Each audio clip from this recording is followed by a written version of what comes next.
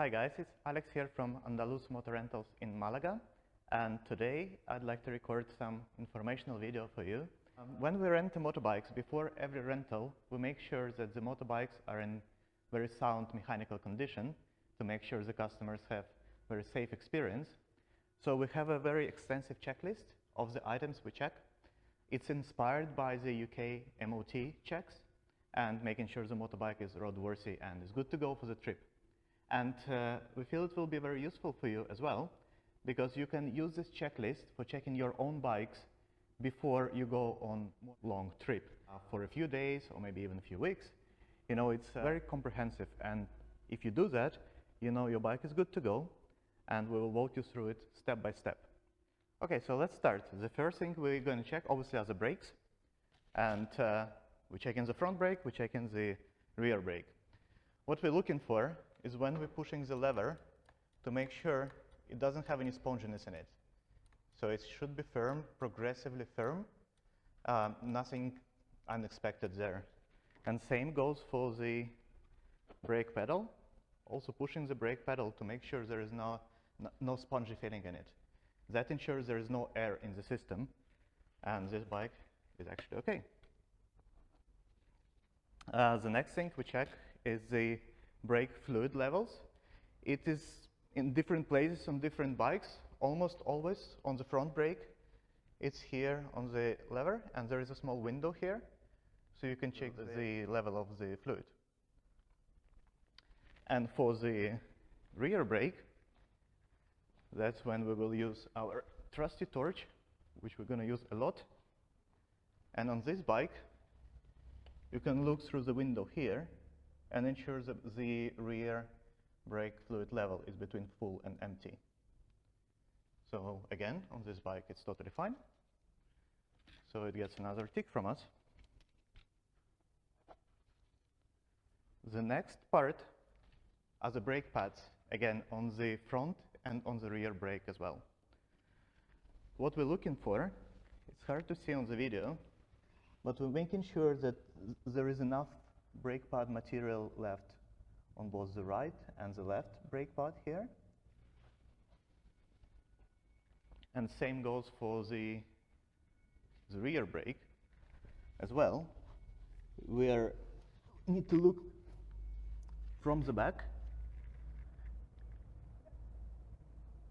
and we can see here, we can see here there is enough material left. So again, the brake pads are totally fine.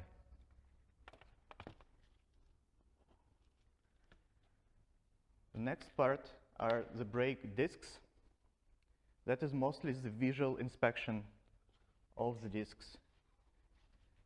So making sure there is any damage, any cracks on the discs. It's okay to have a little bit of rust. That's no problem, because once you start braking, the rust will be gone. But we're just making sure they're not warped or there is no deformation of the actual disc. So having a look again with the torch, because the torch is very useful for this kind of inspection. And same goes for the rear brake as well. Visually inspecting that the discs are fine, and discs are fine. And finally, for the brakes, we also check the brake hoses. Visually inspecting the hoses here, just to make sure there are no leaks, no nothing. And same goes for the front here. Also making sure that everything is intact. There is no rust, no nothing, no detachment, no leakages. Again, this is totally fine. So we have another tick, and we're good to go with the brakes. So the most important part is okay. At least we'll be able to stop the bike if we want to. The next part is the steering of the bike. And for the steering, we check the smooth operation of the steering head from full lock on the left to full lock on the right and back. So we turn the handlebars to making sure there's no kinks, no nothing. and the steering operates smoothly. On this bike, it's totally fine. And we check the handlebar condition. Purely visual inspection to make sure there is no deformation, no cracks, no nothing on the actual handlebar, no loose bolts, that all the bolts are intact. We're not missing anything that should be there, but it's not there. Again, in this case, it's totally fine. So the next thing, before we start the bike, we want to look under the seat. We're going to check the battery condition, battery voltage, and also the coolant level on the bike. So we remove the seat, set it aside. The first thing we can check, because on this bike it's under the seat, is the coolant level here. Here's the coolant reservoir, and I can see the level is where it should be. It's important to check it now before we start the bike, because the coolant should be checked when the bike is cold. And now we can check the battery. First, we just have an overall visual inspection of the battery, making sure it's not exploding or anything happening to it. No, this battery looks totally fine. We'll make sure the battery terminals appear to be intact. There is no excessive rust or any corrosion or anything like this. And now we're going to use the multimeter. So we set it to resistance of 20 volts. Put it here. Have our leads. We put the black one on the negative terminal and the red one on the positive. So this battery is reading 12.94 volts, so it's fully charged. It should be above 12.4. If it's below, it's an indication that the battery might be on its way out. It might be simply discharged, but it also might be on its way out. So the multimeter is very handy to check the battery condition and the health of the battery. So we've done that. We will tick some boxes here. We check battery terminal condition. Battery voltage, we record it as 12.94. Charging current, we will check later, and we check the coolant level. And we also checked, that's it. At this stage, that's it. So now we're going to start the bike. And we're starting the bike to check several things. First of all, once we start the bike, we check that all the lights are working fine. Indicator lights, headlight, rear light, and the brake light as well. Second thing we're going to check the charging voltage of the battery. So we start the bike and we check the resistance again, see if the battery is being charged to make sure the charging system of the bike is in good condition. And finally, to check the oil level, the engine needs to be warm. So that's why we're going to check so many things once we actually start the bike.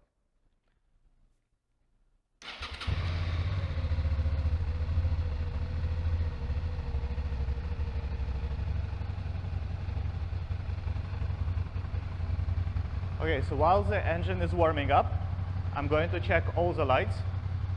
And we can see that the low beam light is working. We can also check the alignment of the light on the wall of the garage. It's more or less where it should be. Slightly more to the right, slightly higher on the right, but it's horizontal, there is nothing unexpected. Now we check the high beam. So I switched low beam to high beam. Again, it's working as expected. Checking the indicator lights. So the left indicator on the bike is flashing the rear one and the front one.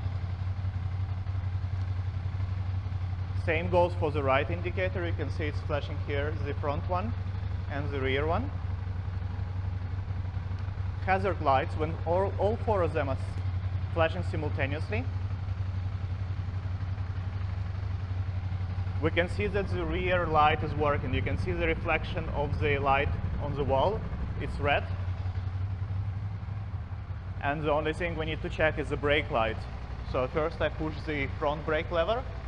You can see the rear light comes on. And now I'm pushing the brake pedal.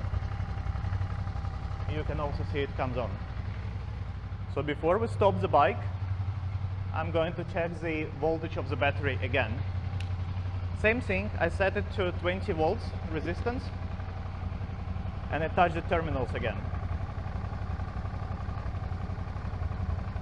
It's showing 14.4, which is perfect. It should be above 14, maybe slightly less, but not much more or less. It means the battery is charging as expected. So everything is fine with the battery system of the bike. And it's good to go.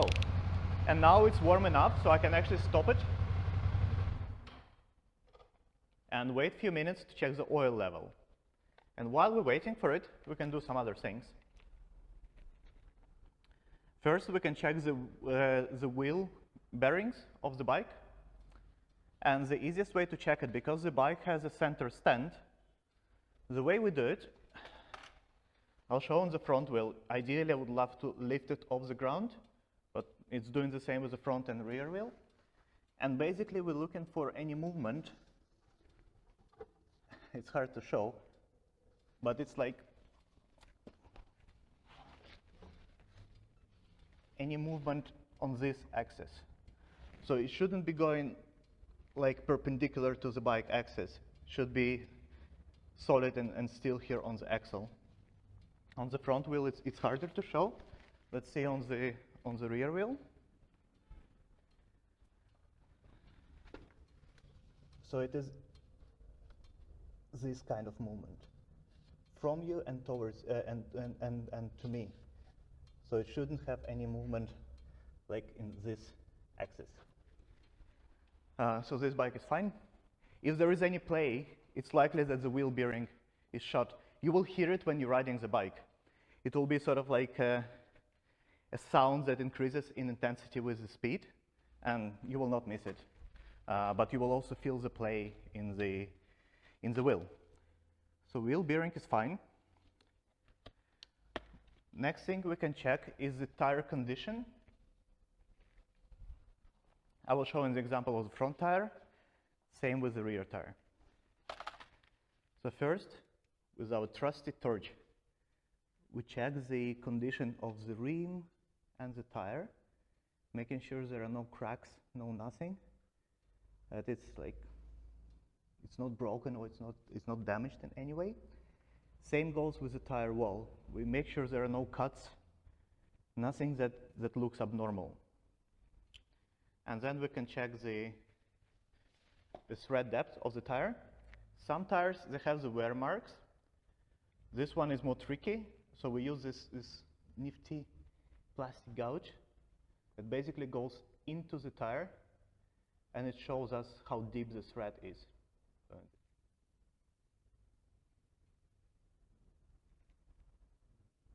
So in this case, it's perfect. 4 millimeters is more than enough. So we're good with the tire condition and rim condition as well.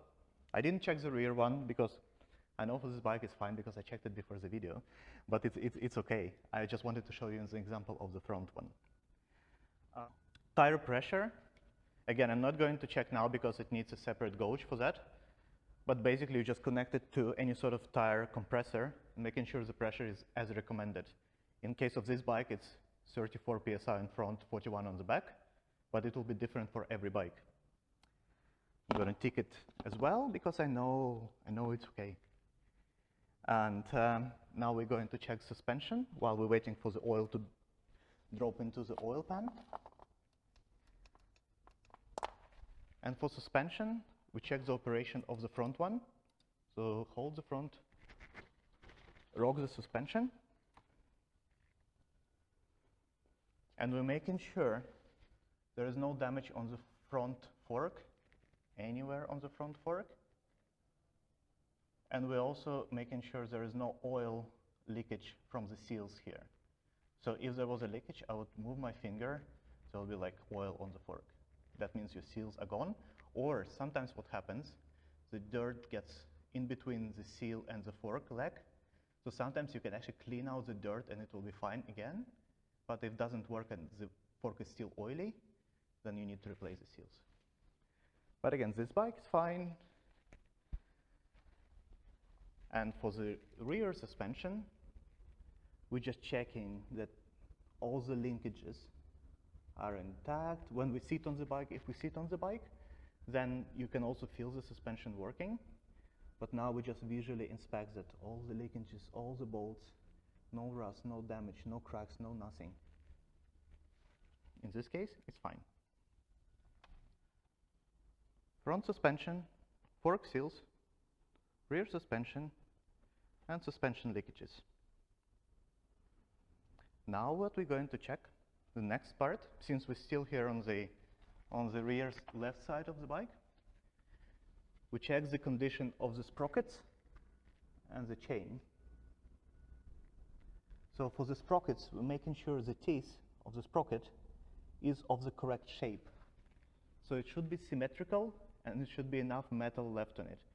What you don't want to have is the sprocket teeth that look like shark fin. It means they're really worn. But this one is fine because the mileage of the bike is not that high. And then we check the condition of the chain, making sure it's lubricated, making sure there is no damage for now. But chain and sprocket condition are fine. While it's also on the center stand, we can check the side stand operation, making sure it's working fine, as expected. No problem. And center stand, the bike is on center stand, so clearly the center stand is working now. So no problem with that as well. I think now we have enough time passed since we started the bike, so we can check the oil level. For that, we have the side glass here. You should check it on the side stand with the bike upright, but it doesn't really make that much difference. What you're looking for is for the oil level to be between the full and low, and now it's perfect. So it's just below full, which is the way it should be. The key here for the oil level procedure, you start the bike, you let it run for a few minutes, then you turn it off, and then you wait for a few more minutes for the oil to drop in the oil pan, and then you check the level. So we're good with the oil level. Another thing we can check now is the honk operation, something I should have checked when the bike was running, but doesn't really matter. It's working. It's working. So the honk is fine. And you see that's the reason why it's nice to have the checklist. I forgot about the honk. So if I didn't have the checklist, I'll be like, yeah, probably I checked it, but I don't know. So it's good to tick the box when you've done it. We checked the charging voltage, we checked all the lights and indicator lights. So we don't have that much left. And the only thing we're going to check now are the clutch operation, clutch cable condition, throttle cable operation, seat removal and replacement. Clearly it's working because the seat is removed, the fuel cap, and the gear shifter. So let's start with the clutch. For the clutch, first thing you just check that the clutch lever is moving as it should move. Smooth operation, no kinks, no nothing. Then you also check there is a bit of free play. The free play, as you can see, is when you're moving I can move it with just one finger. You move the clutch lever, but it doesn't actually actuate the clutch. So it should be 2 to 3 millimeters. There needs to be a free play. Otherwise, you'll constantly be wearing the clutch, and it will not be nice for the clutch. And another thing we check, and it's a little bit tricky on this bike. I will try to show. You will need to look from down here. So if you look there, I'm not sure if, yeah, you can see it, guys. You can expose the part of the clutch cable here, and you're checking that there's no fraying of the cable as the first thing, because that's where they usually fray. If they do fray, it usually happens here on the top end of the clutch cable. And also you're checking that there is some grease here in the pivot, because that's where the pivot moves and it needs to be greased. Again, if they do break, and they do occasionally break, it's almost always here. because the pivot cannot move, the cable starts to kink, and then eventually it breaks. You don't need to lube the cables on these bikes, on most bikes anymore, like most modern bikes, because the clutch cable is now coated with Teflon, and you don't need to lube it, but you do need to grease the pivot. Okay, so we check the clutch, making sure it moves freely, it's greased. We check the throttle cable condition. The throttle cable isn't as exposed as a clutch, so all we do, we just twist the throttle and just making sure there is nothing, there is no kinks anywhere in the cable. So it twists this and it comes back easily. There should be a little bit of free play on the throttle grip as well, not much, but you need a bit of free play. Otherwise, it might be that it's pulling on the cable a little bit and it's not great. So again, we go back to our trusted list. Clutch cable condition, throttle cable operation, seat removal and replacement, because it's removed, so it's working. So the only thing we left to check are the fuel filling cap, because it's really annoying when you stop at the petrol station and you realize you cannot actually open your fuel tank. Just making sure it's working. It's working, it's opening fine, it's closing fine, and it's locking. Easy. So the fuel cap is all right. Gear shifter operation. I push in the clutch and just making sure that the gear shifter is moving as it should. We better check it when we're actually riding the bike. But again, I just checked that it's not broken or anything, and it's connected to what it should be connected to. So that is fine. The only thing we have left is chain slack. For this, I will need the torch. And again, as I said, you check it when it's on the side stand. The bike is on the side stand. Midway between the rear and front sprocket, you take this chain and you measure the slack. Well, I'm saying you measure it, but on this bike you need about 3 centimeters of movement. So the good trick to do is to measure your finger like joint, how much it is, and then you can put it next to the chain and move the chain up and down. So I know this one, maybe I need to tighten it a little bit, but it's still within the limits.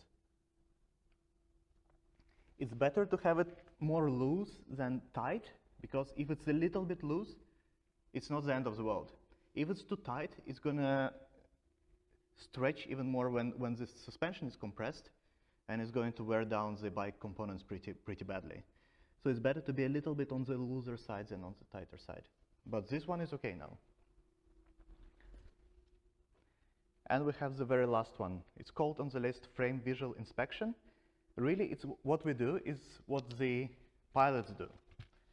So before taking an airplane to the sky, before every flight, what the pilot, the captain or the first officer do, they go around the airplane with a torch and they look for anything abnormal.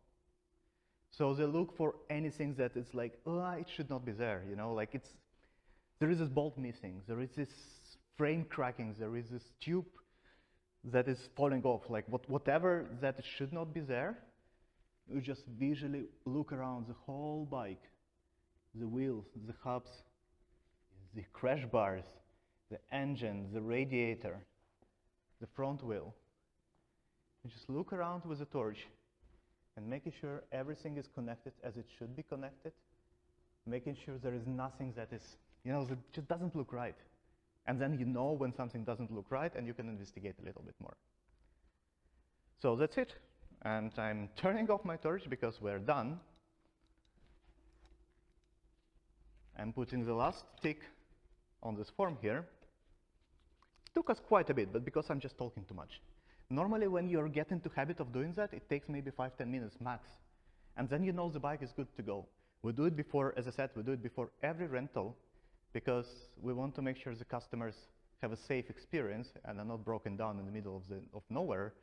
But also when you go on a motorbike trip for a few days, a weekend, a couple of weeks, just make sure you check it and then you know it's totally fine and then you can go have a good time.